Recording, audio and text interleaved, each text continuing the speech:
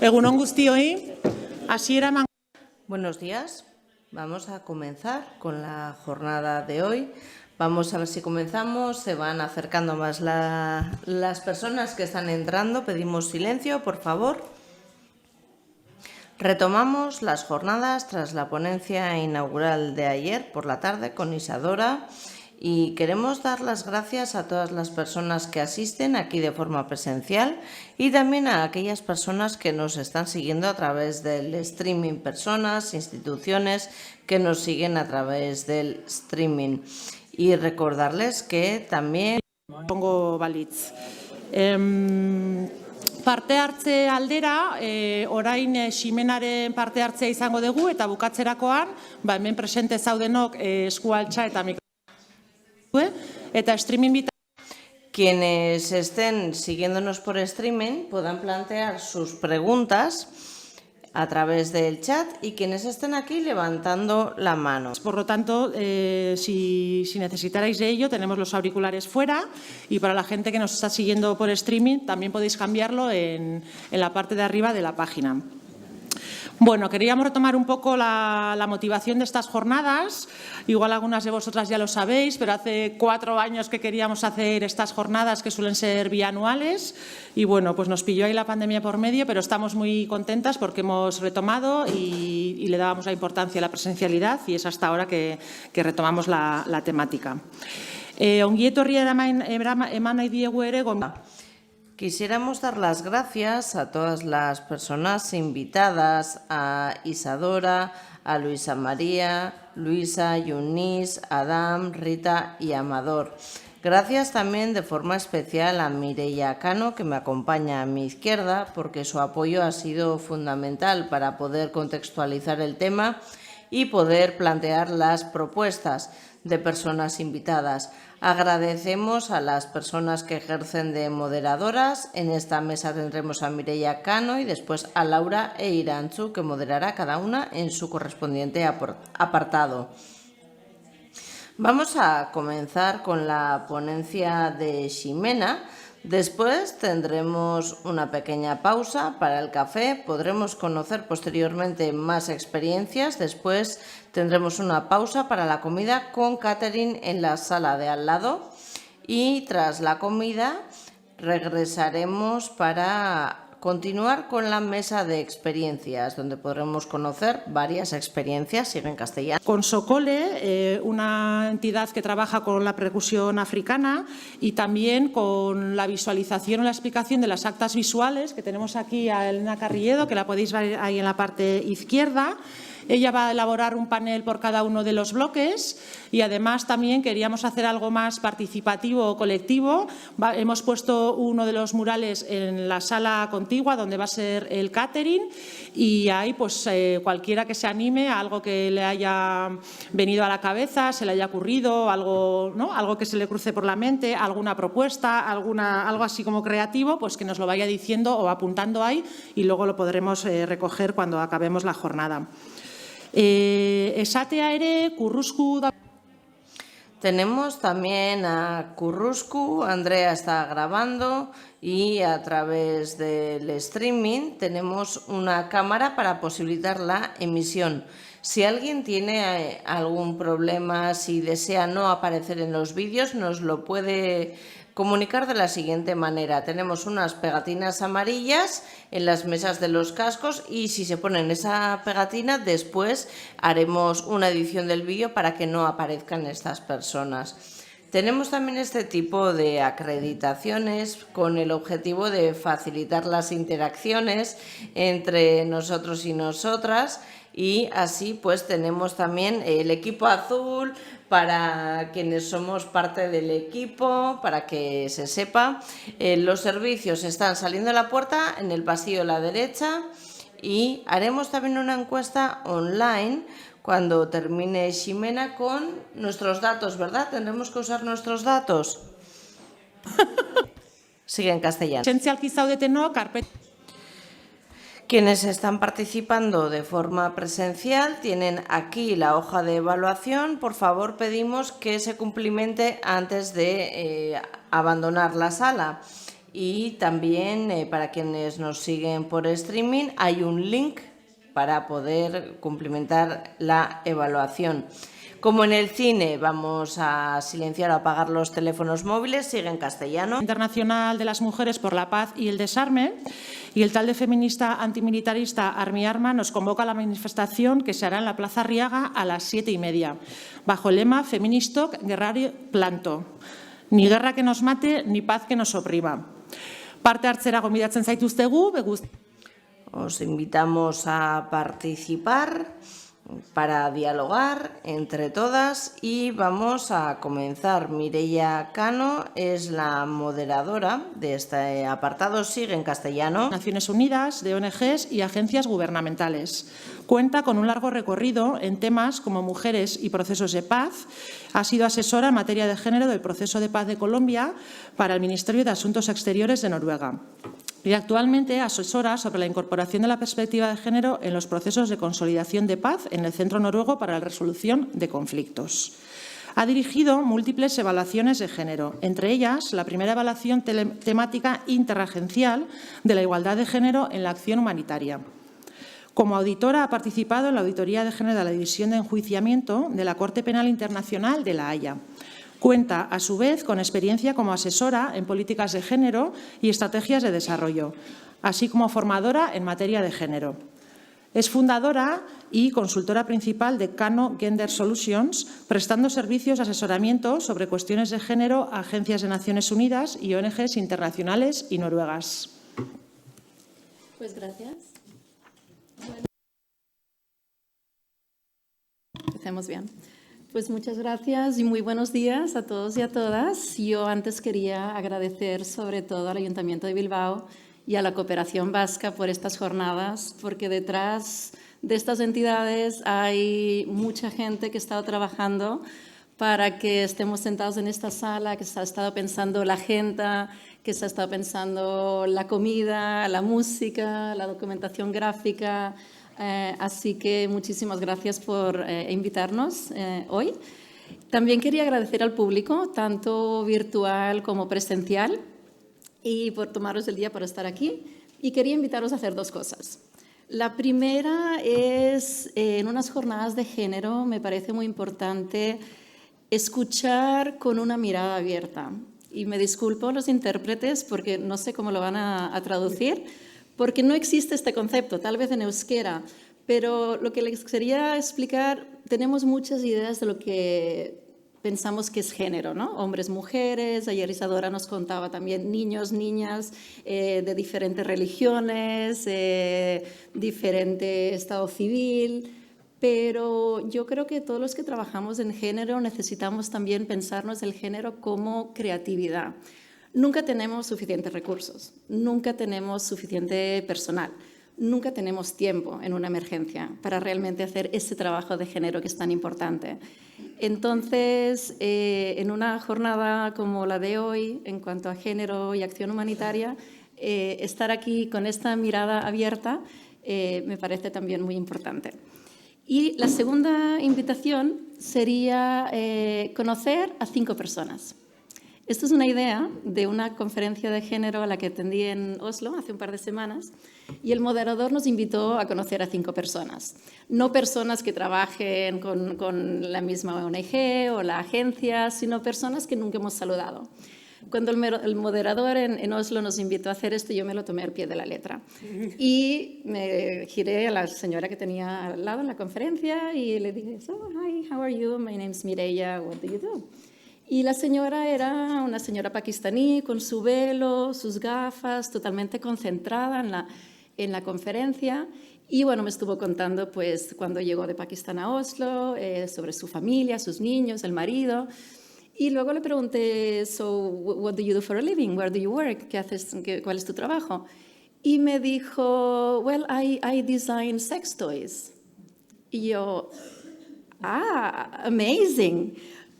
Y ahí me di cuenta que yo, como consultora de género, tenía también mis ideas, mis estigmas, mis preconceptos de esa mujer pakistaní con el velo llegada a Oslo, Entonces, también es una reflexión para deciros que no todos los que trabajamos en acción humanitaria llegamos con esos preconceptos, llegamos con esas ideas y pensamos que conocemos a las personas que están afectadas por una emergencia. Pensamos que sabemos qué es lo que necesitan, qué es lo que priorizan, qué es lo que quieren o lo que no quieren. Y yo creo que el día de hoy, el diagnóstico de necesidades, lo que nos va a comunicar es que realmente no lo sabemos hasta que lo preguntamos. Y la idea de esa herramienta es preguntar, escuchar con esa mirada abierta y estar dispuestos a luego adaptar esa asistencia humanitaria a lo que nos digan a las personas en lugar de lo que nosotros pensamos que ellas necesitan. Y without further ado, voy a presentar a Jimena. Jimena es boliviana, instalada nada menos que en Jaca, y cuenta con 20 años de experiencia profesional. Jimena empezó con proyectos de derechos humanos y reemplazo de cultivos ilícitos en Bolivia y ahora trabaja como coordinadora de monitoreo y evaluación para Care Internacional. Su trabajo consiste en ayudarnos a aprender, ayudarnos a entender cómo avanzamos con nuestros compromisos institucionales y sobre todo cómo cambia la vida de las personas con nuestras intervenciones de respuesta humanitaria. Cómo hacer para que estos cambios sean positivos y sostenibles para todos y para todas. Y por eso está hoy aquí, para compartir esta herramienta del diagnóstico de género y para inspirarnos en este trabajo de querer aprender más y querer ir más allá. Así que, Jimena, te doy la palabra. Solo necesito cambiar esto aquí. Solo un minutito, perdón. Voy a ver la logística aquí. Ya están cambiándolo. ¿Ahí? Sí, pero me estabas compartiendo, creo. Ahora está cogiendo. Vale, vamos a ver. Pueden ir aprovechando para conocer a la persona que tienen al lado, Sí, de ser su primer amigo. No sé por qué no está cogiendo. Estaba hace un rato, sí estaba. Ahora. Perfecto, ok.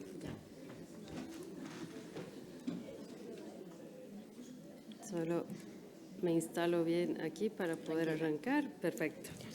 Pues buenos días a todos y muchas gracias nuevamente, reiterando lo que Mireia decía, gracias a quienes nos han traído aquí y nos tienen aquí hoy para compartir y para aprender y conocernos. Buenos días, tardes a quienes están en línea también, en otras regiones y lugares del mundo. Y bueno, arrancamos con la primera sesión de hoy. Y la intención de esta sesión, para quienes estuvieron anoche, es para resolver esa intriga que Isadora había generado en torno a qué es el diagnóstico rápido de género y cómo se implementa y verlo un poco más en la práctica y paso por paso. Para quienes no estaban anoche, también vamos a hacer una recapitulación muy rápida de qué discutimos anoche como introducción, pero luego entrando a los detalles del diagnóstico. Y la idea es que se vayan con una noción general de qué es un diagnóstico y cómo se implementa paso a paso. Y voy a dar ejemplos de algunos retos operacionales que vamos encontrando en cada uno de estos pasos, porque como veíamos ayer, trabajamos en contextos muy complejos y hay retos que van saliendo casi en general a través de todos los diagnósticos, ¿no? Y muy brevemente al final de la presentación, bien, vamos a ver dónde se sitúa el diagnóstico rápido de género frente a otras herramientas que utilizamos a lo largo del ciclo de la respuesta humanitaria, ¿no? Todo lo que voy a mencionar y que lo mencionó Isadora anoche también está en estos dos sitios web. El primero es todos los recursos de la caja de herramientas del diagnóstico rápido de género. Está en francés, inglés y español. Son todas las herramientas, todos los formularios, todo lo que se utiliza en los pasos del diagnóstico, más ejemplos de diagnósticos que se han hecho en distintos países del mundo. Y el segundo enlace es referente al programa de capacitación en diagnóstico y de formación en diagnósticos rápidos de género. Pueden acceder directamente o me imagino que podemos compartir los links también posteriormente a los participantes. Desde la mirada de Care y haciendo una recopilación de lo que conversamos ayer, en la historia de la vida del diagnóstico rápido de género hay 4 momentos que para mí son importantes compartir. Primero, de cuándo salió, cuándo nació el diagnóstico rápido de género. Isadora está aquí, es la mente brillante detrás de la creación del diagnóstico rápido de género. En el contexto de Siria, como quienes estaban anoche han oído, en un contexto muy retador, donde no podíamos ingresar al país o donde incluso actores locales no podían acceder a ciertas zonas para hacer un diagnóstico de género. Nace el 2013 como un enfoque, cómo hacemos una forma de intervención de diagnóstico y como una caja de herramientas. ¿Qué herramientas podemos utilizar rápidamente para poder entender la situación de género en Siria en este caso? Eso el 2013. El 2015, ya consolidado el paquete de herramientas, también se consolida el programa de formación. Entonces, ligado a que es muy accesible como método, pero requiere formación. Entonces, se complementa como un paquete que puede ser utilizado. Y el 2008, el Comité Permanente Interagencial, o IAC en inglés, lo vuelve parte del Manual de Género para Acción Humanitaria, ¿no? Entonces, una herramienta reconocida para todos, accesible a todos, de libre acceso en distintos idiomas, entonces se vuelve como una herramienta del sector más que de una organización en particular. Y el 2020, desde CARE o desde CARE, voy a referir a CARE porque en América Latina CARE es CARE, pues hicimos una evaluación externa con consultores externos de recopilar una muestra de diagnósticos que habíamos hecho en el mundo y poder concluir qué hemos aprendido, qué hemos logrado y qué retos tenemos adelante en torno a la aplicación del diagnóstico. Entonces, en general, esa es la línea de tiempo y siempre reconocer que al hacer diagnósticos rápidos de género, partimos de reconocer deliberadamente que las crisis y las emergencias no son neutrales a género, ¿no? Y tenemos la intención de explorarlo eso y que impactan de forma muy diferente a distintos actores. Y esto desde la idea básica de cómo hombres, mujeres, niñas, niños son impactadas, pero entrando más también a otros aspectos de nuestra identidad y nuestra vida, nuestra clase, nuestra etnia, nuestra condición económica, nuestra condición migratoria, etcétera, ¿no? Y aquí el valor de la interseccionalidad en eso también. Y también reconocemos de que, como debatimos un poco ayer, al hacer un diagnóstico generalmente vamos a ver las desigualdades que se han exacerbado, lo que se ha acentuado o lo que ha empeorado como resultado de la crisis, pero también hay que tener el radar abierto para las oportunidades, ¿no? ¿Qué ha cambiado en las dinámicas de género que es definitivamente una oportunidad en el momento de la respuesta o en los pasos que vengan adelante, ¿no? Elementos claves del diagnóstico rápido, solo voy a recapitular lo que conversábamos anoche. Por su naturaleza es rápido y la intención es que sea oportuno, entonces esta necesidad de que sea un trabajo ágil y aprovechando todo lo que está disponible, o si tenemos que recolectar información, ir a lo esencial, no a lo que desearíamos, sino ir a lo esencial. Es progresivo, se hacen varias iteraciones, empezamos con lo que tenemos, con lo que podemos considerar suficientemente bueno en algún momento, y vamos avanzando. Entonces, esta idea de abrazar la imperfección, ¿no? y asumirla y entenderla, y ser muy claro en cuán imperfecto es nuestro diagnóstico, ¿no? Y tenía un ejemplo yo que a mí me pareció interesante en Nigeria, uno de los diagnósticos que hicimos, que fueron muy explícitos al inicio de decir, solo es adultos de 20 a 65 años, no estamos viendo a niños, no estamos viendo a adolescentes y no estamos viendo a personas con distintas discapacidades. No tenemos información en Nigeria, no existe, y en las zonas donde queremos hacer el diagnóstico simplemente ahora es inviable tratar de abordar esto. Entonces, vas a tratar de indagar desde estas personas de 20 a 65 años, pero no tienes ya has limitado desde el inicio el alcance, ¿no? Tiene que ser muy práctico, entonces recomendaciones que realmente interpelen a técnicos, al técnico de agua, al técnico de albergue, al técnico y demás, y además que tienen que complementar a lo que sectores ya hayan podido levantar o ya entiendan de las dinámicas de género. Entonces, por ejemplo, la instalación de letrinas que sea diferenciada para hombres y mujeres, tal vez el sector ya lo tiene definido, pero ¿qué pasa con personas con discapacidad? Y tal vez eso sí puede salir del diagnóstico rápido de género, ¿no? Entonces, complementar capas al análisis que ya los sectores hayan podido hacer. Finalmente, dos puntos más. Aplicación a distintos niveles. Tenemos diagnósticos de género a nivel global, como el caso del COVID. Se hizo un diagnóstico de género a nivel global. Tenemos regionales, la región del Mekong, la región de América Latina, en temas regionales o crisis que tocan a regiones o subregiones. Tenemos nacionales a nivel de todo un país y tenemos los más específicos a una crisis o una localidad subnacional. Y todos estos pueden tener objetivos muy distintos. Queremos tal vez entender la situación de género para cambiar temas de políticas, de donaciones, de formas en que los donantes asignan los recursos, o diagnósticos muy, muy operativos. Quiero saber cómo tengo que cambiar el punto de distribución de alimentos, ¿no? Entonces, eso te ayuda a aplicarlo a distintos niveles y contextos. Y finalmente, para mí, el diagnóstico rápido de género creo que tiene un valor importante, es que es una oportunidad grande de aprender haciendo. En el caso mío en particular, no soy especialista en género, pero ha sido una oportunidad de incrementar, yo creo, muy importantemente mis competencias en género. Más allá del entendimiento teórico, realmente poderlo traducir en medir, en buscar, en analizar, etcétera, que le veo un valor muy importante de ese lado también. Si vemos el contenido de un análisis rápido de género, generalmente este es el esqueleto de lo que veríamos en un documento de un análisis rápido de género. Trata de abordar roles y responsabilidades de género en el contexto de la crisis y comparando siempre qué ha pasado antes de la crisis y qué está pasando ahora. Capacidad y mecanismos de afrontamiento, esto está ligado a, por ejemplo, voy a dar ejemplos aquí. En Etiopía, si hay la sequía, hombres tienen que emigrar a otras localidades para generar recursos para el sostenimiento de medios de vida.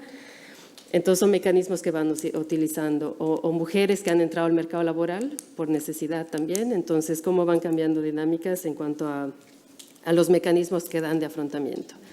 Acceso a servicios, acceso a salud, poblaciones LGBT que tienen acceso, por ejemplo, en Nepal, que no tienen documentos en ley por su identidad. Entonces, ¿qué repercusiones tiene para ellos dentro de Nepal o saliendo de Nepal si quieren salir a buscar medios de vida a otros lados, ¿no? En cuanto a participación, en el ARG de Ucrania hemos visto que las mujeres están participando mucho más en espacios informales, a nivel de voluntariado, a nivel de organizaciones locales, a nivel de su contexto más cercano, pero por el esquema militarizado, no en el espacio público, no tienen lugar o participación directa en estos espacios. Entonces, es visibilizar esas situaciones a lo largo de todo del diagnóstico. Protección, ayer mencionaba Isadora, la violencia basada en género es casi seguro que en todas las crisis se exacerba, pero abordarlo con mucho cuidado, porque el tema de recopilar datos en el legado a violencia basada en género tiene muchas implicaciones técnicas, éticas y de seguridad, obviamente, pero abordarlo también desde un lado de seguridad, cómo se mueve la gente, qué capacidad de movilidad tiene, a qué riesgos se enfrenta cuando va a una letrina, cuando va a recoger agua, etcétera, ¿no? Y verlo desde ese lado también. Y finalmente, necesidades y aspiraciones.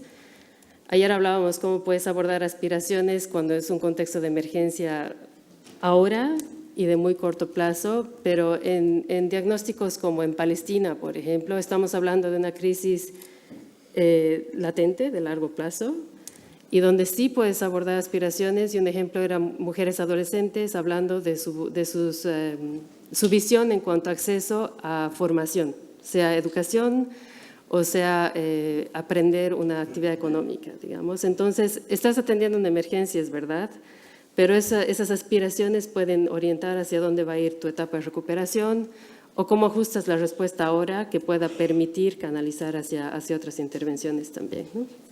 Y finalmente, como mencionaba, lo sectorial, que sea muy puntual a sectores. Solo quiero dejarlo aquí para ver lo que mencionaba ayer Isadora. En la parte verde del diagnóstico tratamos de simplificar el lenguaje de género en términos más accesibles al público en general. En el lado izquierdo aquí que ven en el gris es el marco de análisis de género en general de CARE. Y como ven los 8 puntos aquí, es un lenguaje más pesado y obviamente cuando leen el documento hay que tener más noción de género en general para poder revisar todos estos elementos a fondo.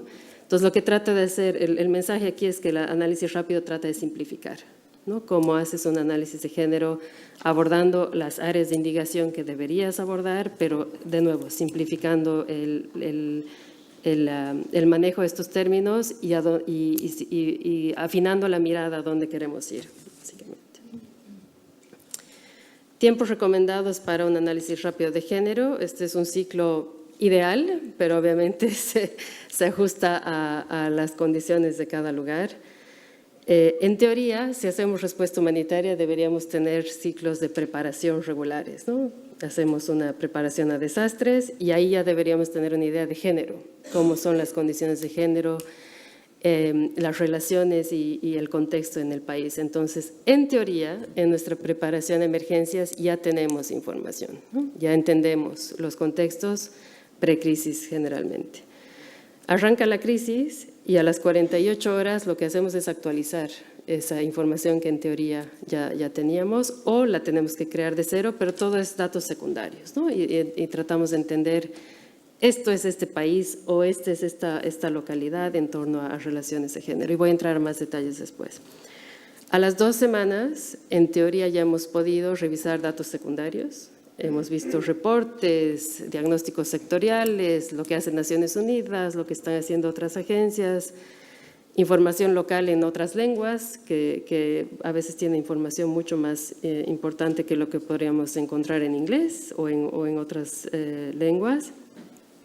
Y tenemos ya un primer diagnóstico con datos secundarios y a las 6 semanas, si vamos a avanzar a sacar datos primarios, a encuestar o a sacar datos adicionales, a las 6 semanas ya tendríamos un reporte completo.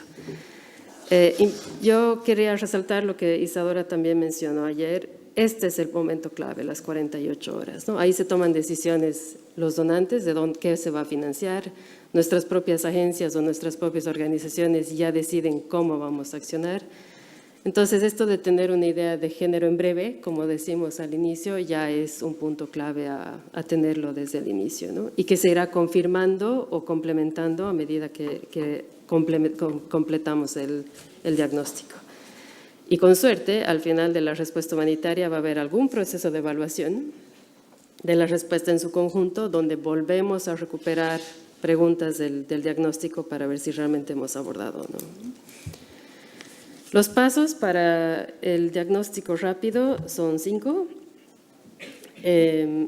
Estos 5 pasos los voy a ir describiendo uno por uno, pero esto es el marco inicial en que se ha conceptualizado el paquete de herramientas, ¿no? Empezamos por buscar, y buscar, nos vamos a ese primer paso del entender género ahora, ¿no? y al momento de precrisis.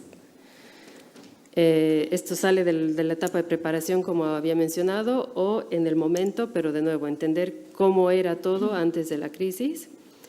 Y la idea es poder resaltar con datos existentes estos elementos que ven aquí. Ya poder poner atención a roles, responsabilidades de género, qué pasa en cuanto a educación y empoderamiento económico, participación, etc. Estos ejemplos que ven aquí, el de arriba es más reciente, es de Ucrania, y puede ser tan sencillo como una infografía.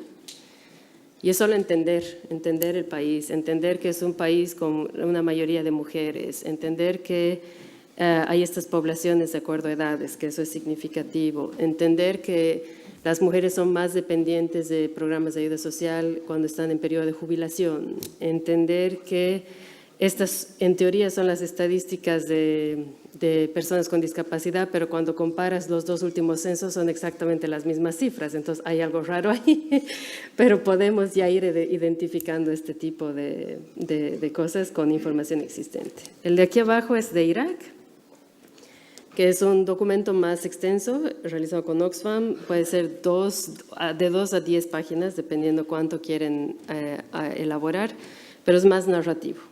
Pero la idea es, de nuevo, que les permita entender el contexto. Después, vamos a entrar a la etapa de recolectar. Este es el paso 2. Entonces, hemos dicho, de lo que ya sabemos, hemos recopilado cierta información, pero tenemos que profundizar más. Empezamos con datos secundarios. ¿Qué está disponible? ¿No? Y revisamos un montón de documentos, de todo lo que podamos encontrar. Y en base a lo que hemos mapeado de distintos documentos, también decimos que vamos a profundizar en algunos. Tenemos que sacar información adicional. Tenemos que entrar, si vale el término, al contexto de la crisis y poder enfocarnos en grupos concretos, si hace falta, en poblaciones en las que no hay datos o en poblaciones donde realmente tenemos que entender porque hay información contradictoria. Puede ser que el informe de Naciones Unidas, yo he visto un caso así, un informe realizado, un diagnóstico interagencial saca una conclusión sobre el rol de las mujeres en decisiones del hogar versus otra investigación en ese mismo momento que tiene otras conclusiones, ¿no? Entonces, te ayuda la recolección primaria a confirmar eso o no. No es estadísticamente perfecto, no está diseñado para ser así. Entonces, la idea es que seas intencional. ¿Dónde quieres indagar y qué vas a elegir? Aquí viene el tema de interseccionalidad, entonces vas cubriendo distintas capas. Quieres ver a mujeres que son de hogares monoparentales, que están a cargo de hogares monoparentales, que tienen a cargo el cuidado de personas con discapacidad, etcétera. Tú vas añadiendo capas para ser intencional a quienes vas a ir a buscar, si quieres, para recolectar información. Como decía Mireya, no asumamos nunca nada, no asumamos que sabemos las respuestas, porque hay sorpresas, siempre hay sorpresas. Y un ejemplo para mí fue, creo que era Nepal, que en condiciones de seguridad alimentaria ya se veía que la gran mayoría de las personas estaban perdiendo acceso a alimentos por el COVID, pero por alguna situación una localidad estaba mejorando sus decisiones en torno a comida. Comían más sano, habían repriorizado la forma en que utilizaban los alimentos. Entonces, de nuevo, hay cosas que pueden sorprender de lo que vamos haciendo.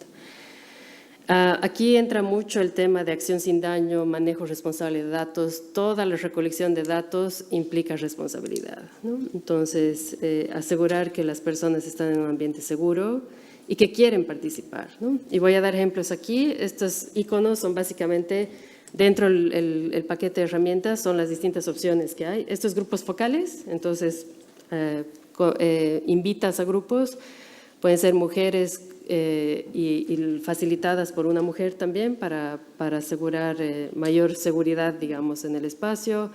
Puedes desagregar por edades, etcétera.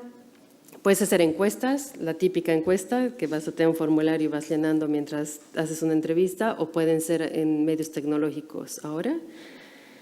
Puede ser observación directa, hay guías para esto en el paquete de herramientas. Puede ser una entrevista con un informante clave.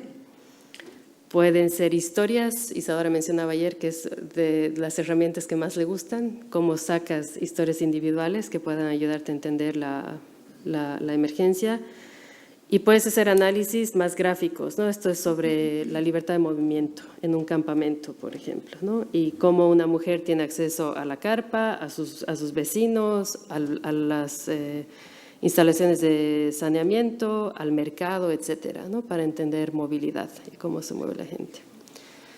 Aquí, factores a tomar en cuenta es... para mí, algo que ha resaltado es que decides qué método vas a usar de acuerdo al contexto, pero también tienes que estar abierto a cambios de planes, ¿no? En Nigeria, al recolectar datos, habíamos promovido el uso de herramientas tecnológicas. Tenemos una aplicación que es el Voice App, que es mientras tú vas teniendo la entrevista, te va generando texto, ¿no? Te va transcribiendo en texto lo que se va generando y tú puedes como que catalogar ciertas respuestas para que después el análisis sea más sencillo, ¿no? Tecnológicamente es una maravilla porque te permite capturar toda la información y ya poder llevarla hacia el análisis, Pero también puede suceder, y ha sucedido, que la persona que está siendo entrevistada, vas avanzando en la entrevista y dice, yo ya no quiero seguir. O sea, esta modalidad a mí no me convence de cómo me estás preguntando y se está volviendo texto ahí, básicamente, yo no quiero seguir. O vamos con la tecnología muy preparados y las mujeres dicen, yo quiero que me entrevistes, pero con mi vecina al lado. Y la vecina va aumentando a lo que yo estoy diciendo en la entrevista, entonces se pierde, se genera ruido, si quieren, en la dinámica de la entrevista. Entonces ya no es fidedigna a una sola persona, sino es la vecina que ha intervenido también, ¿no? Entonces, la tecnología y los medios que vayas a usar es una maravilla, todo lo que está disponible ahora, pero a tomar mucho en cuenta que pueden cambiar los planes. En medios digitales, lo que puedes conversar con una persona en 15 minutos se volverán 30 o 45 minutos en medios digitales, entonces a tomar en cuenta eso. A veces quieres hacer una encuesta de 5 preguntas, pero en realidad tal vez son solo 2 que vas a llegar a hacer, ¿no? Entonces, hay mucho de eso y de tomar en cuenta al recopilar datos. Ejemplos, para darle solamente un visual, esta es una típica encuesta. Ayer preguntaban qué tipo de preguntas se hacen. Entonces, esta es una típica encuesta que un encuestador estaría rellenando a medida que tiene una entrevista con una persona, ligado a roles de género o ligado a qué necesidades tienen. Aquí a la izquierda, grupos focales, ejemplos de preguntas que puedes abordar cuando estás facilitando un grupo de personas. Y muy aleatoriamente toma una de las preguntas aquí, pero solo para darles un visual, y es más un diálogo, ¿no? Estás haciendo preguntas más abiertas y tratar de sacar un diálogo. Esta de aquí abajo es una historia de cambio, es para una persona individual, ¿no? Entonces, ¿qué ha pasado para ti? ¿Por qué es importante este cambio? ¿Qué significa esto para ti? Y también después, a partir de eso, puedes indagar hacia otros actores, pero tratar de centrarte en la persona. 2 retos importantes aquí. Generalmente, cuando recolectamos datos, queremos saber qué ha cambiado, pero muchas veces nos olvidamos cómo esto le ha impactado, ¿no? O sea, ¿qué ha cambiado? Ha cambiado que no hay alimentos, ha cambiado que la gente está perdiendo trabajo, ha cambiado que no hay acceso al agua. ¿Cómo me impacta a mí? Esa es otra historia más profunda, digamos, ¿no? Entonces, tratar de hacer siempre la segunda pregunta, ¿no? y entrar a detalles de cómo esto impacta en mi vida. No hay alimentos, yo no como porque tengo que dar de comer a mis hijos. No hay agua, hay mucha cola en la mañana, entonces voy en la noche a recoger agua. Por lo tanto, es más riesgoso. Entonces, es esa segunda, ¿no? De cómo te ha impactado realmente. Y otro también, otro reto que yo he visto en esto es, en una situación de emergencia, una persona va a tratar siempre de comunicar qué está pasando a su familia, qué está pasando a su comunidad, porque afecta a muchas personas al mismo tiempo. Cuesta mucho aterrizar a lo individual, pero es a lo individual que queremos ir también, ¿no? Entonces, tratar de balancear eso siempre. El punto número 3, para mí el más retador, es analizar. Tienes un montón de datos, tienes un montón de documentación, tienes poquísimo tiempo. Como decía Isadora ayer, tal vez un colega está empezando el análisis a las 8 de la mañana hasta las 4, a las 4 lo va a pasar a Australia para que ellos continúen, después viene a las Américas porque son distintos colegas, pero alguien tiene que seguir porque esto tiene que ir adelante, ¿no? Muchas fuentes, a veces, como decía, hay casos contradictorios, entonces cómo acabas tomando decisiones ejecutivas sobre algunas de las conclusiones que quieres llegar. Y está bien, o sea, yo creo que tenemos que sentirnos cómodos con ejemplo como este de aquí, de cuestionar los datos. Si no confiamos en un dato, realmente tenemos que poder expresarlo en el diagnóstico de género. Como mencionaba yo, este caso de discapacidad, si hay 2 censos que hablan de exactamente los mismos datos en un periodo de 10 años, algo no está bien con esos datos, ¿no? Y poder resaltarlo en el diagnóstico. Las diferencias de perspectivas, lo que es un 6 para unos es un 9 para otros, ¿no? Entonces, cómo mostrarlas, hay que saber mostrarlas en el diagnóstico, pero tenemos que tratar de llegar a una conclusión. Al final siempre vamos a tener distintas perspectivas, entonces cómo nos puede ayudar a llegar a una conclusión. Y este gráfico, yo con todo mi sesgo a datos, porque ese es mi ámbito de trabajo muchas veces, pero es el tema de generalmente tenemos datos que están en distintos lugares, ¿no? Y de distintos temas. A veces los llegamos a conectar si tenemos suerte. La idea en el diagnóstico de género es lograr a partir de todos esos datos sacar hallazgos, entonces salen estas pequeñas lucecitas por aquí, y lo ideal sería si llegamos a este punto aquí, y es un poco el ejemplo que yo daba hace rato. No hay comida, por lo tanto, yo no como, por lo tanto, mi seguridad alimentaria está mal, por lo tanto, entonces tratar de encadenar todas las implicaciones que tiene esto para las personas, ¿no? Y es ahí donde yo creo está el reto mucho más grande, porque analizar datos es un poco un arte, ¿no? Y poder sacar conclusiones de todo eso y saber qué dejar de lado. Y es una decisión dura también, qué cosas voy a dejar de lado de todo lo que he encontrado en los datos, ¿no? ¿Cómo se ve esto cuando haces análisis de datos? Se puede ver como gráficas, como esto es de Ucrania recientemente, cómo las personas se sienten, las necesidades de las personas y la diferencia entre hombres y mujeres aquí. Las mujeres en la barra amarilla y los hombres en la barra azul.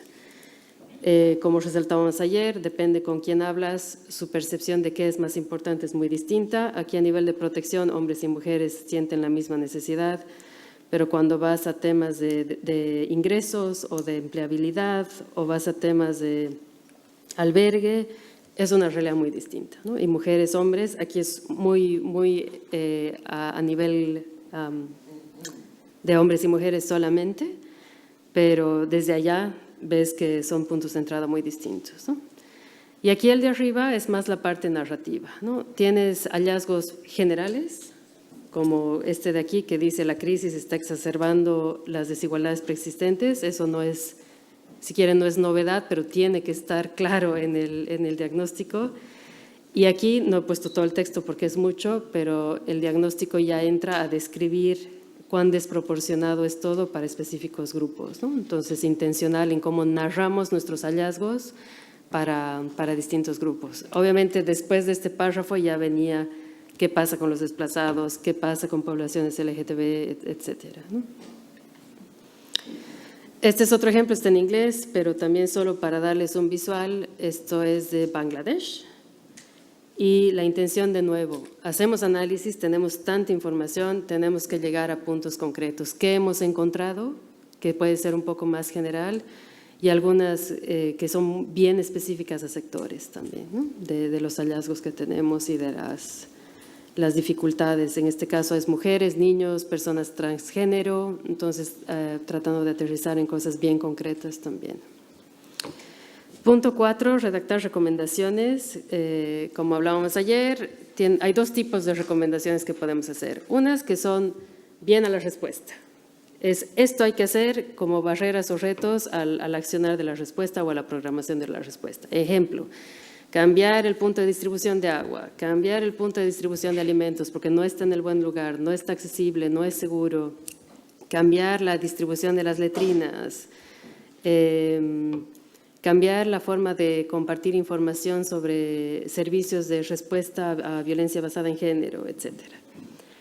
Y la segunda, más ligada a oportunidades, son recomendaciones que pueden ser transformadoras, aprovechando los cambios positivos que haya podido dar, positivos entre comillas, o oportunidades que haya podido traer la crisis, pensar qué va a significar esto hacia la fase de recuperación, ¿no? Entonces, estamos viendo que organizaciones locales de mujeres se están movilizando, entonces tratemos de sacar una recomendación de qué va a pasar con esto, qué se debería hacer en torno a esto, porque hay potencial. Entonces, hacia la fase de recuperación, ¿qué rol van a cumplir las mujeres? ¿Van a participar en decisiones? ¿Cómo van a pasar a las siguientes fases, ¿no? Como van a ver en diagnósticos, hay recomendaciones muy específicas a individuos o entidades. El clúster de agua debería ser esto. El sector humanitario de Naciones Unidas y el consorcio X debería ser tal cosa. Actores locales, CARE y su equipo técnico, etcétera, ¿no? Entonces mientras más concretas y cuando interpelan a un actor, son más viables también. Formuladas con otros, esto es mi experiencia también, cuando has analizado datos y estás revisando, ok, ¿qué podemos hacer en agua y saneamiento? Hablar con el técnico de agua y saneamiento es absolutamente valorable aquí, ¿no? Y decir, mira, esto está emergiendo de mi análisis, ¿tiene sentido o no realmente, ¿no? Para que no vayas a lanzar recomendaciones que son técnicamente inviables o hasta absurdas en algunos casos, cuando no tienes el expertise en el área, ¿no? Y aquí también es sugerir, esto no es práctica común, pero es algo que estamos debatiendo ahora. Vas a redactar la recomendación, va a salir y tienes que sugerir cómo se va a hacer seguimiento a esta recomendación, ¿no? Porque lanzas la recomendación en la mejor esperanza y la mejor intención de que se aplique, pero también no hay un mecanismo actual que pueda decir si se ha adoptado o no se ha adoptado y qué se va a hacer al respecto.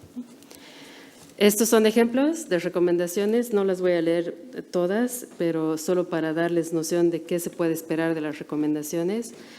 Esta primera era de un diagnóstico realizado en Palestina y su intención, la del diagnóstico, era informar, era con OCHA, y era informar el plan de respuesta humanitaria interagencial. Entonces, en este sentido, una recomendación de este tipo es totalmente racional. Estamos hablando de que en las metas de este plan se deberían incorporar metas para trabajo con organizaciones lideradas por mujeres o organizaciones que avanzan derechos de mujeres. Es muy grande como una recomendación, pero tiene total sentido como una estrategia humanitaria. En el caso de Ucrania, por ejemplo, una recomendación grande que ha salido de estas de alto nivel es solo una recomendación a que los donantes, al entregar fondos para respuesta a Ucrania, aseguren que hay análisis de género en las respuestas, ¿no? En todas las respuestas que están financiando. De nuevo, es muy grande, pero es muy relevante al contexto en la necesidad de abordarlo desde todos los actores humanitarios. Y de ahí vamos aterrizando esto es regional, esto es de la zona del Mekong, y que ya es más específico en el Mekong y en este diagnóstico era común a los distintos países el tema de servicios de protección para trabajadores sexuales, por ejemplo. Entonces ya puedes hacer algo mucho más puntual en torno a esta población y lo que se podría hacer y que cruza a los distintos países. Y estos de más abajo ya son más detallados igual, esto es Etiopía, y el tema de involucrar a hombres y niños en la acción humanitaria, ¿no? Veíamos que en Etiopía, como resultado de la sequía, los hombres están en más presión de proveer a sus familias, hay poligamia en algunas localidades, entonces son múltiples núcleos a los que el hombre tiene que solventar, temas migratorios, de que tienen que salir a otras localidades para generar ingresos, y que están excluidos de la respuesta humanitaria. No son considerados una población vulnerable en ese sentido. Entonces, aquí una recomendación muy concreta. Hay que traer a los hombres de vuelta a los espacios de la respuesta, considerados la situación que están enfrentando, ¿no? Entonces, aquí, de nuevo, ves a los más vulnerables, pero ves también a los tal vez considerados menos vulnerables, pero que su actuar puede afectar todo el contexto humanitario, ¿no? Compartir finalmente es el tema de tener un plan que vamos a hacer con el diagnóstico cuando lo tengamos en nuestras manos. ¿A quién se va a compartir? ¿Cuál es su audiencia? ¿Cuál es el usuario final? Etcétera. Esto es solo una copia de lo que podría ser un plan de compartirlo y vas definiendo a quién lo vas a compartir y no vas a compartir todo el documento. Tienes que seleccionar qué mensajes clave en base a qué recomendaciones. Entonces voy a hablar con Naciones Unidas, entonces voy a deliberadamente enfocarme en recomendaciones que les van a afectar a ellos, que les interpelan a ellos, ¿no? Voy a hablar con el equipo de respuesta en la localidad, entonces me voy más a las operacionales, ¿no? Y a las que se pueden resolver por ahí. Y lo que hemos aprendido con la evaluación del RGA en 2020, con esta evaluación externa que hicimos, es que vemos que el solo compartir, socializar y debatir un diagnóstico de género puede impactar en distintos espacios. Esto era Naciones Unidas con el ARG global que hicimos sobre COVID, que podemos decir que hemos influenciado la forma de actuar y las decisiones en un ámbito global, ¿no? En un ámbito de decisiones de cooperación a distintos niveles. Entonces, el solo compartir, pero más allá del solo enviarlo por mail o dejarlo en una página web, es también ser intencional en discutirlo, en presentarlo y en generar diálogo en torno a esto.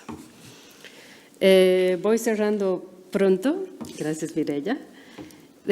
¿Dónde estamos como CARE? Y el gran debate que estamos teniendo es que si deberíamos tener, y ese es el plan, de tener un punto 6. El punto 6 o el paso 6 es como el punto que les decía. Recomendaciones maravillosas. Tenemos un documento súper práctico. El diagnóstico, estamos muy orgullosos de lo que puede informar para una mejor respuesta humanitaria. Pero ¿qué pasa después de la recomendación? ¿Quién se va a hacer cargo? ¿Cómo sabemos que se ha implementado? ¿Qué decisiones hemos tomado de recomendaciones que vamos a llevar adelante y las que no? Porque hay que ser muy consciente de eso, digamos, ¿no? Y hacíamos un ejercicio pensando en este punto número 6. Tal vez después de tener el documento, lo ideal sería que el equipo de respuesta se siente y decidan recomendación por recomendación cuál va y cuál no va. Cuál vamos a abordar y estamos comprometidos y se va a incorporar a la actividad del proyecto, se va a medir, se va a monitorear, se va a evaluar, etcétera, y cuál intencionalmente y estamos conscientes que no vamos a llevar adelante. Eso es un poco de transparencia también y de rendición de cuentas en torno a este proceso, ¿no? Entonces ahora estamos conversando cuál sería la herramienta para este último paso, ¿no? Y estamos viendo tal vez es un sistema de clasificación de nuevo, las que van, las que son inviables y las que no van por otros motivos, y sobre eso el monitoreo y la medición de impacto de estas recomendaciones, ¿no? Y es ahí donde ya sabemos que tenemos un punto flojo ahí y que queremos abordar. Entonces, 2 slides más y ahí acabo, Mireya. De nuestra experiencia y como CARE podría compartir que el análisis rápido de género ha sido una oportunidad muy grande de que una herramienta que no es mandatoria, no es obligatorio hacer en CARE un análisis rápido de género, se ha vuelto práctica común. Y esto ha sido porque después de Siria, después de Sudán y demás, la organización ha visto que es altamente útil para la respuesta humanitaria, ¿no? Entonces, orgánicamente los equipos han empezado a utilizarla, nadie les obliga, no hay un protocolo, no hay un condicionamiento, pero se ha vuelto parte de nuestra cultura organizacional. Como resultado, podemos decir que hay mejor respuesta, eso nos ha dicho la evaluación. Adaptamos nuestra respuesta, no es ideal, obviamente, pero adaptamos la respuesta, podemos probar que hay actividades y decisiones programáticas que se toman después de hacer un diagnóstico rápido de género. Hemos mejorado en manejar datos, somos mejores buscando datos y somos mejores recolectando datos. En el análisis nos quedamos chicos a veces y es ahí donde tenemos que seguir mejorando y de nuevo en llegar a hallazgos de todos los datos que tenemos. Hemos mejorado en hacer diagnósticos con otros, entonces los que están hechos con socios o con organizaciones locales son definitivamente los mejores y los que valoramos y que tienen más valor hacia distintos actores. Y como mencionaba antes, pues se ha vuelto un mecanismo de influencia también, ¿no? El usar los ARGs con distintas organizaciones. Las partes que aún tenemos que trabajar, la medición de impacto, como decía, hacemos una mejor respuesta, sí, pero no podemos todavía demostrar. No tenemos, nuestros mecanismos de medir impacto dentro de una respuesta humanitaria todavía no están conectados. Entonces, sí hemos ajustado la forma en que entregamos alimentos, todavía no podemos decir si eso realmente ha mejorado la condición de seguridad alimentaria de las personas, ¿no? No hemos hecho esa conexión directa todavía. Mucho debate en la organización si el diagnóstico es una carrera o es una maratón, ¿no? Hacemos la carrera, estamos agotadísimos después del primer diagnóstico, ¿cuándo vamos a empezar la siguiente, ¿no? Y cuánto puedes aguantar ese ritmo cuando tienes una respuesta humanitaria en un contexto muy, muy difícil. Entonces, ¿hasta dónde te da la energía, básicamente, ¿no? Sobre análisis de datos, ¿cuántos datos podemos realmente consumir, analizar y realizar? Porque colectamos mucho más de lo que podemos digerir, digamos, ¿no? Y ¿dónde paramos en lo que queremos extraer, ¿no? Debates, como mencionaba antes también, si tiene sentido hacer un diagnóstico rápido de género o deberíamos enfocar esa energía a los diagnósticos de necesidades sectoriales. Mi posición aquí es que el diagnóstico rápido de género te da pautas que los sectoriales tal vez no. Entonces hay mucha complementariedad y necesidad de hacer ambos y la agilidad del análisis rápido de género es que puede complementar puntos ciegos de los sectoriales, ¿no? Y último, el tema de presupuestación, ¿no? Haces diagnósticos con recursos muy limitados generalmente, salvo que el programa de respuesta lo haya considerado desde el inicio. Aquí acabo, esta es la última. El diagnóstico rápido de género, como mencionaba al inicio de la presentación, vive o convive con muchas otras herramientas de integración de género, ¿no? Y esto es una versión muy simplificada de la vida de un proyecto. Tienes el diseño o la concepción, la planificación inicial antes de implementar, lo lanzas a implementar, haces monitoreo de evaluación y lo cierras. Eso es muy simple, obviamente. El diagnóstico rápido de género empieza aquí y tendrá distintas iteraciones a lo largo del proyecto, pero empieza aquí. Entonces, ese es el punto de partida. Pero mientras vas haciendo esto, vas a decir, ok, hay necesidad de acceso a medios financieros. Entonces, ahí vas a saltar a la integración, a un modelo de integración de acceso a servicios financieros. Vas a trabajar el involucramiento de hombres y niños. Entonces, tienes que entrar a más profundidad con eso, ¿no? y a modelos de intervención.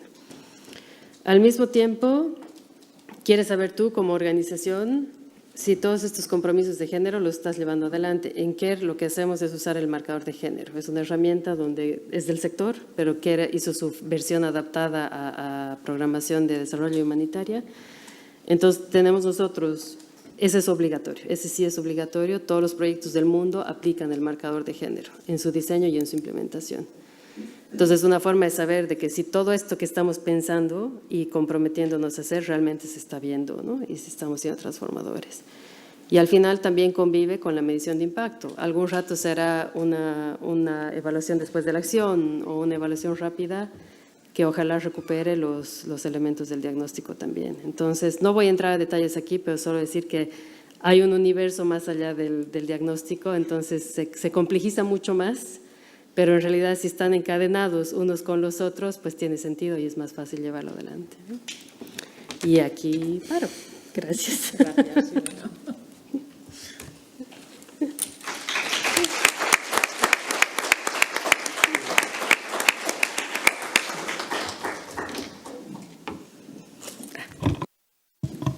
Muchísimas gracias, Jimena. Pues ahora es el turno, tenemos media hora para preguntas, comentarios, experiencias que el público quiera compartir también. Sé que la primera pregunta siempre es difícil, pero tomar un par... pues no. Sí, adelante.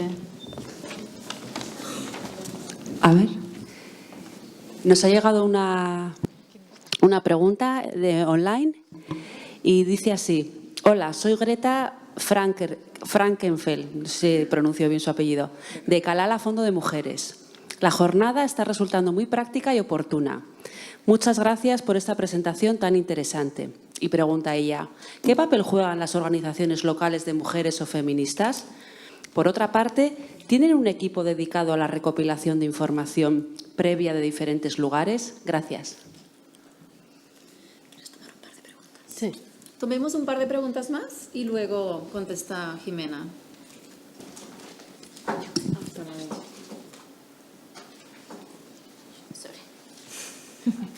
So, my question is English. Hi, good morning. Buenos días. Mi pregunta sobre el punto 5, el paso 5, que quisiera saber si se puede añadir algo como el presupuesto para tener un aspecto más concreto. Y mi segunda pregunta, como una organización local, no una organización como CARE internacional, ¿esta herramienta es suficiente para los donantes? ¿Es fiable? Si tenemos este plan, como has dicho en tu intervención, según estos criterios, dices que estableces prioridades para la intervención. Gracias. Sí. Jimena, pues dale. Ok, voy a empezar aquí. En cuanto a la primera, sobre El rol que juegan organizaciones locales o feministas, pues yo diría el rol que tú les permitas jugar.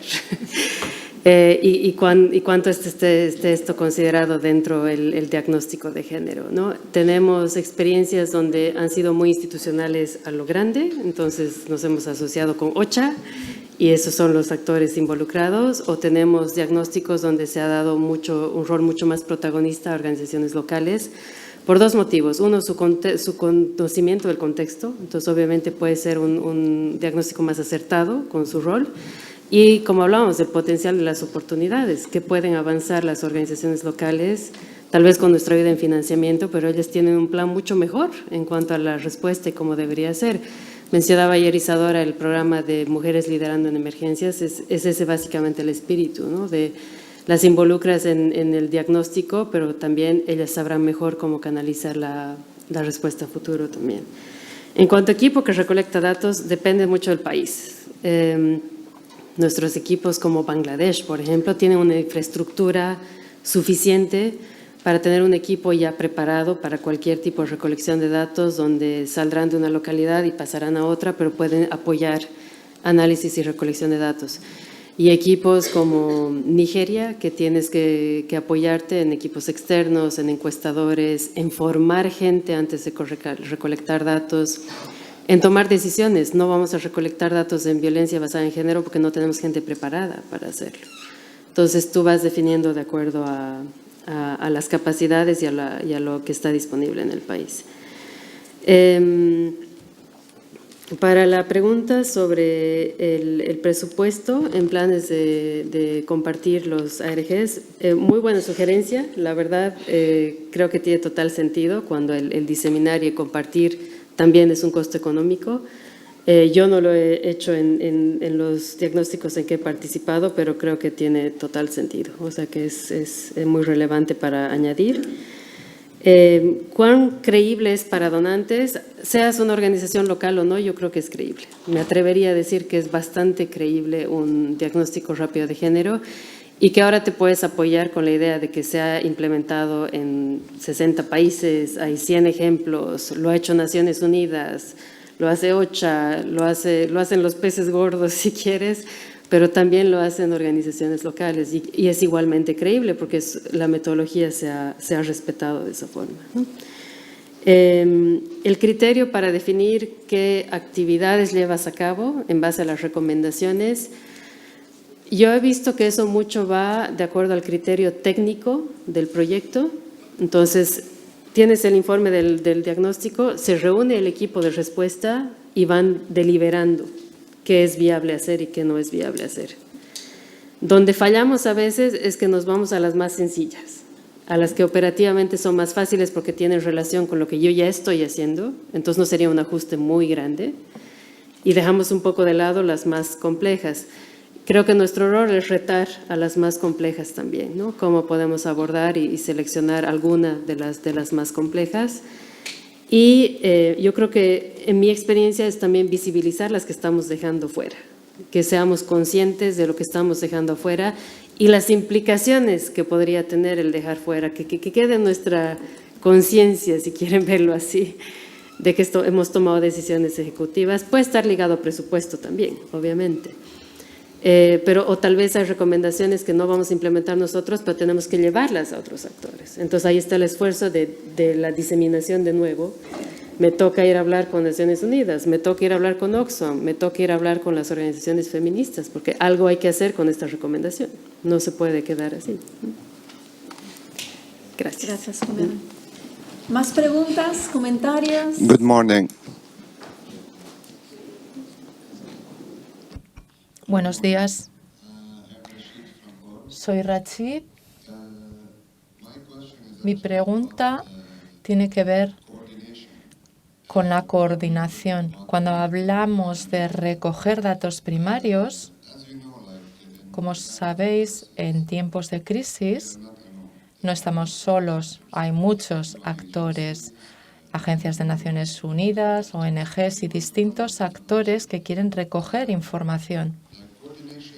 La coordinación puede ayudar a evitar desbordar a la gente con distintas preguntas y preguntándoles lo mismo muchas veces, como, por ejemplo, hay cientos de organizaciones que intentan obtener organización de las mismas familias y estos tienen presión. Por supuesto, estas familias no puede que tienen presión. Necesitamos ayuda ahí. Y ellos buscan servicios y los estamos abrumando con la recogida de datos. Quiero saber si en vuestra experiencia, ¿cómo tratáis este tema? Es muy difícil coordinar al principio de una crisis, pero también es algo muy esencial, sentarnos, hablar y ver cómo vamos a acercarnos a estas personas. Esto ha sido la principal barrera en nuestro caso y la gente se queja de toda la información que se les pide, que se les solicita y dicen, solo nos pedís información, no conseguimos nada a cambio. Os ayudamos con vuestras propuestas y qué debéis probar. Y esto lleva tiempo. Por una razón o por otra, la credibilidad de las organizaciones se va a ver afectada por esto, porque muchas veces no saben quién pregunta y quién les está dando la ayuda. Gracias. Let's take one more. ¿Una más? Sí, hay otra Mireia. Unón, muchas gracias por la presentación. Soy Iván Ascasíbar de Ayuda en Acción. Simplemente es una pregunta muy concreta sobre este momento, esa fase de recopilación y análisis, ¿no? Simplemente era preguntar si utilizáis o os planteáis utilizar en el futuro, no sé, Big Data, tecnologías de alguna manera que ayuden a recopilar, ordenar, buscar patrones, no solo en un diagnóstico concreto, sino digamos, en todos los diagnósticos incluso, ¿no? Y encontrar aprendizaje ahí, ¿no? Eso es. Voy aquí. Okay. Perfecto.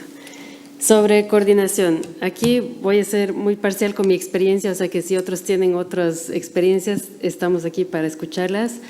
Estoy de acuerdo contigo totalmente. Generalmente por defecto hay traslape. Nos traslapamos y duplicamos esfuerzos de recolección de datos. Una situación donde yo he participado, no con el diagnóstico rápido, pero en otro tipo de assessment. Esto era en mi país, en Bolivia. Pero lo que sí pasaba es que el momento de que se accionó la crisis, nos juntamos las organizaciones que actuábamos en esa región y sí nos dividimos el alcance de qué puedes preguntar. Entonces, le dejaron a CARE las preguntas ligadas a género, porque era nuestro expertise, las preguntas que sabíamos que eran brechas de información en todos los diagnósticos sectoriales. Entonces, nos confiaban, si quieren, un cierto tipo de preguntas ligadas a género que no estaban siendo abordadas a fondo por los diagnósticos sectoriales. Y en los diagnósticos sectoriales se empezaron a hacer asocios entre agencias. Entonces, si Oxfam y Visión Mundial iban a entrar con agua, entonces estaba acordado que tenían que hacer un diagnóstico común.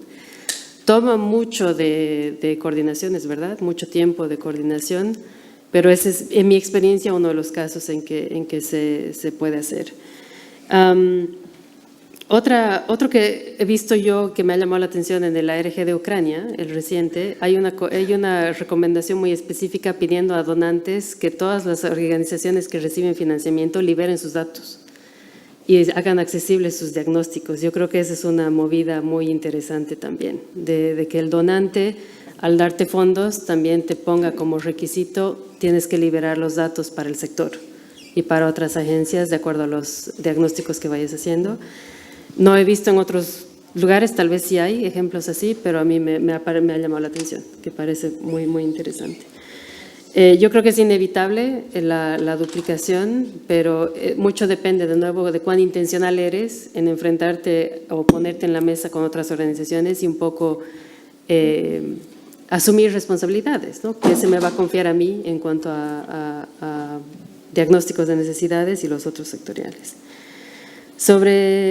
Pasando a la pregunta de este lado sobre análisis de datos, Para Big Data y análisis de datos en modo masivo, yo diría que no estamos listos. Nuestra forma de recopilar datos tiene calidad distinta, pensando en el diagnóstico rápido de género, en este caso.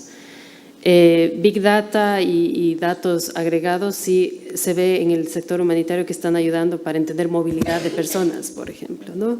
O para entender dónde enfocas la respuesta humanitaria sabiendo cómo se van moviendo poblaciones o desplazamientos y demás. Entonces, para definir intervenciones, sí.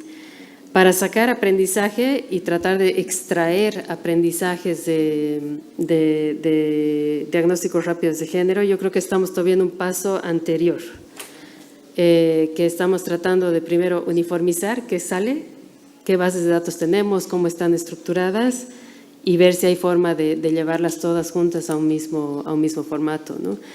Tecnológicamente, cada equipo usa lo que puede. Algunos se usarán Excel, otros usan cosas más sofisticadas, otros se quedan en narrativo, otros se quedan en papel. Entonces, tenemos todavía muchas diferencias de cómo estos datos, dónde viven estos datos, básicamente, ¿no? ¿Pregunta? Tomemos dos preguntas más. Sí, aquí hay otra. Bueno, hola, buenos días. Fernando Almansa, consultor independiente. Me ha interesado mucho la exposición, pero quizá me interesan más los comentarios que estaban por debajo tuyos, ¿no? Como persona ya experta. Y también al hilo de lo que ha estado planteando Tamador y alguna otra persona, Rashid y otros, veo como unas dualidades, ¿no? Por un lado, lo que es local internacional, y con eso quiero decir también poder, y lo que es extracción de datos y análisis. Y una de las cosas que has comentado es que hay mucha capacidad de extraer datos y la capacidad de análisis es más limitada. Y mi experiencia durante muchísimos años trabajando con organizaciones locales es que el análisis lo tienen muy claro. Otra cosa es que tengan más dificultad de ponerlo en un lenguaje aceptable internacional y de donante. Y aquí creo que hay que alertar muchísimo. El análisis es válido aunque no lo entiendan los donantes ni las agencias internacionales. Y el abuso de extracción de datos ahoga a las organizaciones locales y a las poblaciones locales que se ven sobrecogidas, ¿no? Con tanto análisis, extracción de datos fundamentalmente, ¿no? Y luego sobre la propiedad de la herramienta, la metodología, sí me gustaría, si puedes aportar un poco, cómo se está haciendo esto, no para diseminar en esa red, que es un lenguaje que yo también he sido parte de él muchos años, de los Oxfam, de los CARE, de los Save the Children y todos los grandes peces, como dices, sino cómo realmente nos despojamos de toda esa capacidad y se entrega a las organizaciones locales. Y que lo usen hasta donde quieran, y como quieran, y con el lenguaje que quieran. Y que los donantes escuchen, adaptando el oído al lenguaje y la realidad local, no forzando a que los locales cada vez tengan que ser capaces de hablar mejor el lenguaje internacional, con mejor inglés y con mejores presentaciones, ¿no? No lo digo como crítica, lo digo como reflexión porque me parece que además el tema de las jornadas es a ver cómo mejoramos y lo llevamos a la práctica, ¿no? Claro. Y yo creo que te oigo ya como persona, ya con años también de experiencia, pues que también tienes tus dilemas y me parece que tenemos que empezar a ponernos muy en serio, ¿no? Gracias.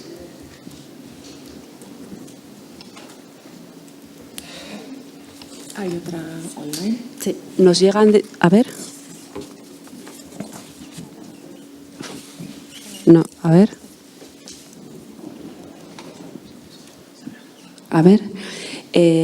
Nos llega un comentario de Annalisa Lenti, de la ONG Alboan, que dice sobre la coordinación entre agencias, por eso la importancia de los grupos de trabajo sectoriales, Education Working Group, Protection Working Group, etcétera, para no duplicar esfuerzos.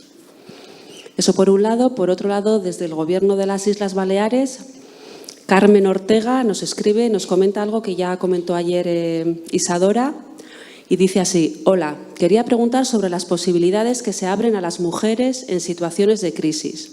Por ejemplo, en la Segunda Guerra Mundial, muchas mujeres tuvieron acceso a trabajos que antes no podían ejercer y que después vieron facilitado su acceso. ¿Pueden poner algún ejemplo de una situación parecida? Gracias.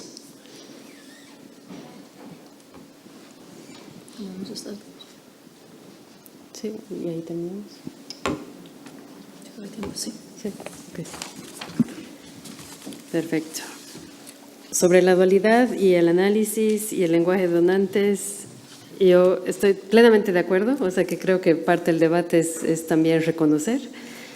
Plenamente de acuerdo en cuán extractivos somos, y esto es muy natural de todo el sistema, y no es solamente humanitario, es desarrollo, es incidencia política, es todo. Creemos que la perfección está en saberlo todo y no tenemos capacidad para asimilar o para digerir o para analizar todos los datos que recolectamos. Yo personalmente creo que tenemos una saturación de datos en general en todo el sector. Ahora, en tema de las organizaciones locales, esta es mi apreciación personal. Las organizaciones locales o los actores locales o nuestros equipos locales saben perfectamente el contexto, saben perfectamente la realidad desde su experiencia y su mirada. Yo creo que igual es útil usar datos de distintas fuentes, de lo que existe en distintos idiomas y demás, para que ellos mismos también sientan o vean si se confirma lo que ellos piensan. Y si se confirma su entendimiento de su realidad. Como veíamos en esa gráfica de Ucrania, por ejemplo, hombres y mujeres locales todos piensan muy distinto qué es necesario en este momento. Entonces eso puede sesgar también tu interpretación de cómo entiendes y cómo analizas datos también. Tienes tu propio sesgo al analizar los datos. Entonces yo no descarto que los actores locales tienen más capacidad de llegar a hallazgos sobre la situación de la emergencia, pero igual retaría, contrastaremos esto con datos existentes. Yo creo que igual es un buen ejercicio. De acuerdo totalmente con el tema de la lengua. Todo lo queremos en inglés y creemos que toda la información está solo en inglés, cuando en realidad son lenguas locales las que tienen la riqueza de la información. Entonces, es más un compromiso de si vas a hacer un diagnóstico de género, encárgate de que hayan personas que hablan lenguas locales para que puedan analizar datos y extraer datos. ¿Te parece? Es que luego la gente... en cuanto a propiedad de la herramienta, yo creo que ligado a lo que Isadora mencionaba ayer, desde nuestra experiencia en CARE, está ligado a que la herramienta es libre, es relativamente sencilla, se canalice hacia organizaciones lideradas por mujeres, ¿no? Y esta apuesta que estamos haciendo nosotros también a que las mujeres tomen liderazgo en la respuesta humanitaria y que esta sea una herramienta que puedan utilizar. Y como dices tú, que la simplifiquen como quieran y como vean pertinente. Pero ya está el paquete y creemos que funciona. O sea, tenemos suficiente evidencia para ver que funciona y que es manejable a nivel de actores locales también. Sobre, el comentario de la coordinación interagencial, creo que solo reitero que estoy totalmente de acuerdo que el tema de los clústeres es muy importante para poder coordinar diagnósticos de género. Y mujeres en situaciones de crisis, eso voy a sacar mis ejemplos aquí de nuevo que tenía apuntados porque sé que hay un ejemplo de eso por aquí. Pero a ver, ejemplos que yo he visto ligado a eso es mujeres que por la necesidad de generar medios de vida sí acceden al mercado laboral. Yo creo que eso estamos viendo mucho más en áreas de conflicto o en situaciones de emergencia. Estamos viendo, aquí tenía apuntados ejemplos de Palestina, tenía de Etiopía, donde es por sequía, entonces tienen que movilizarse a otras actividades económicas, o en el caso palestino, mujeres que se van integrando a fuerza de trabajo formal y remunerada. Entonces, que yo creo que es un efecto que estamos viendo en varias crisis. Con el COVID se ha visto mucho también que, si bien las mujeres han asumido mucho más de la carga de cuidados en el tema del COVID, de la escuela de los niños, el cuidado de los mayores, el dejar sus propios trabajos temporalmente, en algunos contextos también ha significado que en la idea de buscar medios de vida han tenido que salir al mercado laboral formal, cuando antes no lo hacían. Entonces, volviendo al tema de ayer, hay que buscar estas oportunidades, ¿no? Así como se ven los efectos negativos de la crisis, hay que estar alerta a estas oportunidades. Ha llegado otra pregunta, no sé si los tiempos Yo nos creo permiten. que tomamos una pregunta más y nos va a tocar concluir. Sí, ¿es esta? Entonces, vale. Adelante. Nos escribe Gurutza Izpurba de Mundu Bakean. Ella dice, muchas gracias por la presentación, me ha parecido brillante. Ayer su compañera mencionó que el análisis rápido de género no es la herramienta más oportuna en crisis enquistadas o de larga duración. Sin embargo, en nuestra experiencia, en el caso de caravanas de migrantes, vemos que los análisis de género con población en tránsito supone tener una rapidez máxima, frecuentemente temporal de un día. Y la pregunta ¿es posible en su experiencia realizar esto con tanta brevedad? ¿Qué experiencia merecería la pena conocer según su opinión?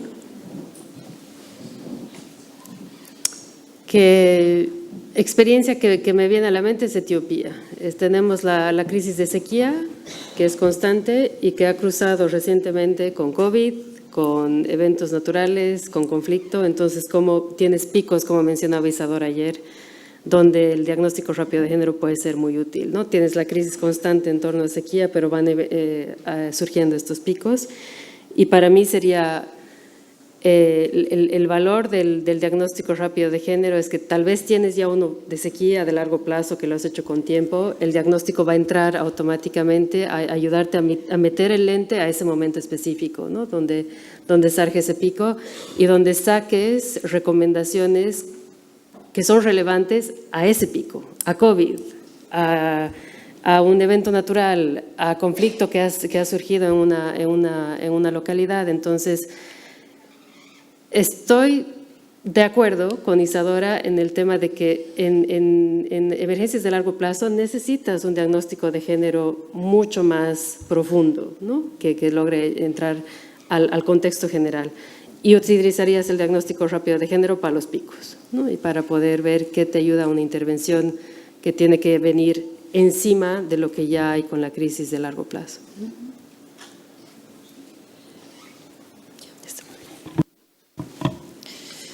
Gracias por las preguntas, por los comentarios. Tenemos todo el día todavía, espero que haya muchísimas más preguntas y comentarios. De hecho, yo creo que algunas de las preguntas tal vez se van a responder también en las diferentes presentaciones que siguen a la de Jimena. Luisa nos va a hablar del contexto de Colombia. En Colombia tenemos migrantes venezolanos cruzando la frontera, los caminantes, a los que se hace referencia, donde puede ser una situación similar a la de la última pregunta. Entonces, me gustaría simplemente concluir un poco esta presentación con esa invitación que nos ha hecho Jimena a familiarizarnos con la herramienta del diagnóstico de necesidades. Yo no sé si las diferentes organizaciones aquí, por ejemplo, cuentan con su propia herramienta. Yo creo que también es válido intercambiar esas herramientas, tomar de una, intentar ver cómo continuar mejorando estas herramientas y recordar un poco siempre el por qué, ¿no? Por qué es importante hacer ese diagnóstico de necesidades. Y empezamos ya ayer hablando de cómo las crisis impactan de manera muy diferente a hombres, mujeres, niños, niñas, etcétera, y cómo este diagnóstico nos ayuda a entender estas necesidades que se han exacerbado y también las capacidades. Y luego el cómo, pues el cómo es a través de una herramienta que, como decía Jimena, es una herramienta rápida, es una herramienta progresiva, imperfecta, práctica. Es una herramienta que promueve una diversidad de métodos, nos comentaba grupos focales, entrevistas, encuestas, en coordinación con otros actores, como nos comentaba Rashid en su comentario, entendiendo qué es lo que ha cambiado, pero también cómo ha impactado a las personas, ¿no? Recuperar esa palabra de impacto que a veces nos asusta, ¿no? Porque es como tan grande, pero que realmente nos toca entenderlo para poder dar una respuesta de calidad. Que las recomendaciones sean concretas, que las recomendaciones sean prácticas, que estén dirigidas a un actor y que sean técnicamente viables. Y luego también compartir y socializar de manera intencional, liberar esos datos para el sector, pues a petición de los donantes estamos viendo en Ucrania, y también, como nos llamabas tú la atención, Fernando, para y con los actores locales. El diagnóstico tiene que informar la respuesta. ¿Cuáles recomendaciones vamos a tomar? tal vez tomar un poco de riesgo en esas recomendaciones más complejas y también tener esa transparencia de decir, pues con esta no vamos a poder nosotros, tal vez otra organización va a implementar esta recomendación. Y con esto, pues yo creo que lo vamos a dejar y tomar un café y muchísimas gracias. Muy bien.